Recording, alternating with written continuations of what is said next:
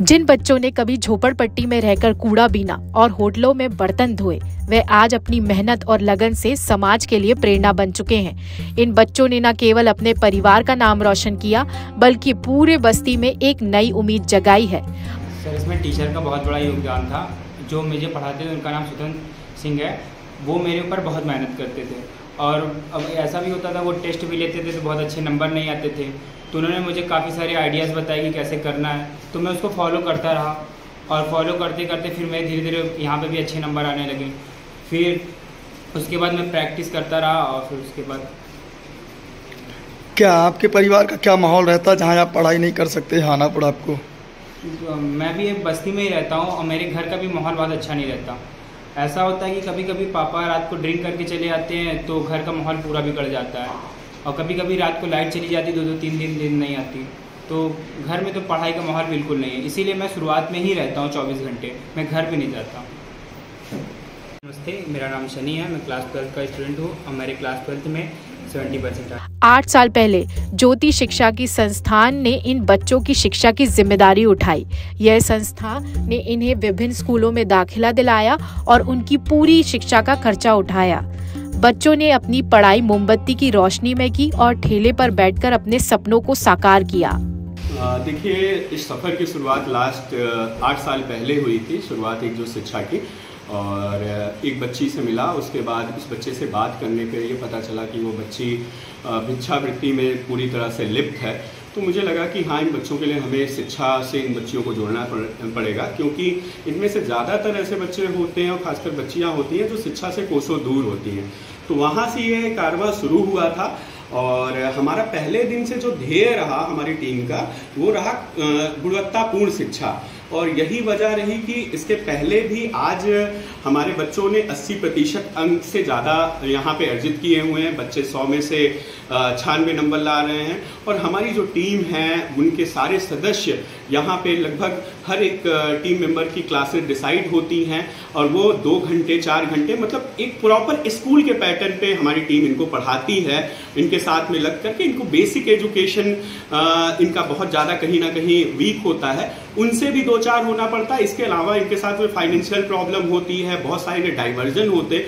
इन सब चीज़ों से निकाल करके हम और हमारी टीम इस पे कार्य कर रहे हैं, और आज परिणाम आपके सामने है। इसके पहले भी यहाँ के बच्चों ने 80 से 85% अंक हासिल किए। यहाँ के बच्चे 2 बच्चे इंजीनियरिंग कर रहे हैं, एक बच्चा माइक्रोबायोलॉजी से MSc कर रहा है। तो हमारी पहली और आखिरी प्राथमिकता गुणवत्तापूर्ण शिक्षा है। हम चाहते हैं ये बच्चे अच्छा पढ़ाई करके अच्छा इंसान बने। इन बच्चों के बैकग्राउंड के बारे में आप कैसे जानते हैं और कैसे इनको चुनते हैं कि ये हमारे यहाँ के पढ़ें? देखिए, ये जो बच्चे हैं पूर्ण रूप से जो गरीब बच्चे होते हैं, स्लम के बच्चे होते हैं, वहाँ पे हम लोग उसी के पास में जाकर के बच्चों को पढ़ाने का काम करते हैं। तो ये जो मानक होता है निर्धारित करने का, वो 8 साल पहले तो हमने निर्धारित किया था कि हाँ, जो भी अंडर प्रिविलेज बच्चे होंगे उनको हम करेंगे। धीरे धीरे जो रिजल्ट आए तो उससे धीरे धीरे और सारे लोग भी उनसे कनेक्ट होते गए। तो ये मानक रहता है कि जो भी गरीब बच्चा है, जिसके पास पैसे का अभाव है या जागरूकता का अभाव है, उस पर हम और हमारी टीम काम करती है, उनको निःशुल्क शिक्षा देने का काम कर रही है। अपना परिचय दीजिए। अभिषेक शुक्ला। इन बच्चों की मेहनत ने बोर्ड परीक्षा में शानदार परिणाम लाकर दिखाया है कि कठिनाइयां कभी भी सफलता के मार्ग में बाधा नहीं बन सकती। इनकी सफलता ने न केवल उनके माता पिता को गर्वित किया, बल्कि अन्य बच्चों के लिए भी शिक्षा के द्वार खोल दिए हैं। इसका पूरा श्रेय अभिषेक शुक्ला सर को जाता है, जिनकी वजह से शायद आज हम लोग इस स्टेज पे पहुँचे हैं। उनकी ही वजह से शायद आज मैं जो हूँ 12th स्टैंडर्ड में पढ़ी, और उन्हीं की वजह से और उनके पूरे टीम मेंबर की वजह से, जिसमें हम लोग की क्लास हिंदी, इंग्लिश सारी सब्जेक्ट की क्लास चलती है। और हम लोग ऐसे बैकग्राउंड से आते हैं जिसका हम लोग के घर में मतलब पढ़ाई का माहौल ही नहीं है। शायद आज ये शुरुआत, ये संस्था ना होती तो हम लोग का आज इतना अच्छा परसेंटेज आने का कोई वो नहीं था। और हम लोग सोचते हैं कि हम लोग के जैसे और भी बच्चे हों, वो आगे बढ़े और इतना परसेंटेज पाएँ। आपको किस प्रकार संघर्ष करना पड़ा इतना अंक प्राप्त करने के लिए? जी, इतना अंक मैंने तो सुबह 10 बजे से यहाँ आ जाती थी और शाम को 7 बजे जाती थी, जिसमें हम लोग की क्लास भी चलती थी, प्लस सेल्फ स्टडी भी हम लोग अब खुद से करते थे। और क्लास में हमारे टीचर्स लगे हुए थे, हिंदी के अलग टीचर जैसे कि राम प्रकाश सर और इंग्लिश की अलग, जैसे कि अनुश्री घोष मैम। इसी तरह सारे टीचर्स हम लोग पे काम करते थे। आपके यहाँ परिवार में पढ़ाई का क्या माहौल रहा? घर पे मम्मी पापा लोग क्या करते हैं? मम्मी मेरी हाउसवाइफ है और पापा ऑटो ड्राइवर है। हम लोग के घर में पढ़ाई का तो कोई माहौल ही नहीं, क्योंकि हम लोग उस बस्ती से आते हैं जहाँ पे मतलब दूर दूर तक ही पढ़ाई नहीं है। अगर इंसान केवल रात में सेल्फ स्टडी कर सकता है तो कर ले, बाकी दिन में हम लोग के यहाँ पढ़ाई का कोई माहौल नहीं।